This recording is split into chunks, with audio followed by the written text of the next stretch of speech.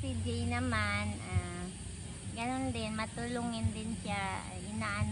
Check talaga niya yung mga project namin, ni Erwin, tapos yung mga, kung ano yung mga kulang namin, mga discussion post, tinutulungan niya kami at pinapaalam niya kami kung ano ang aming mga kulang. At masaya pag sa kainan na ito ang masaya, nagkakaisa.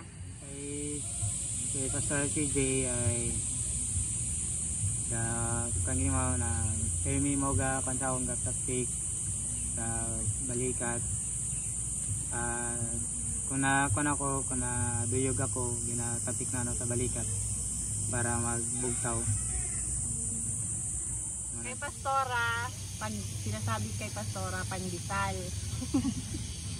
Hindi kompleto po ang araw namin kung wala si Pastora CJ kasi yung pandesal nga po.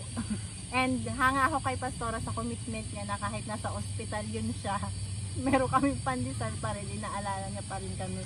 But one thing I admired with Pastora CJ is her heart of learning sa amin, sa mga classmates niya. Even we are students, pero nakikita mo sa kanya yung concern and inaalala niya kami lahat, and she is really a pastor and taking care of us. Yun lang. Si Pastora CJ ay manami man din kasi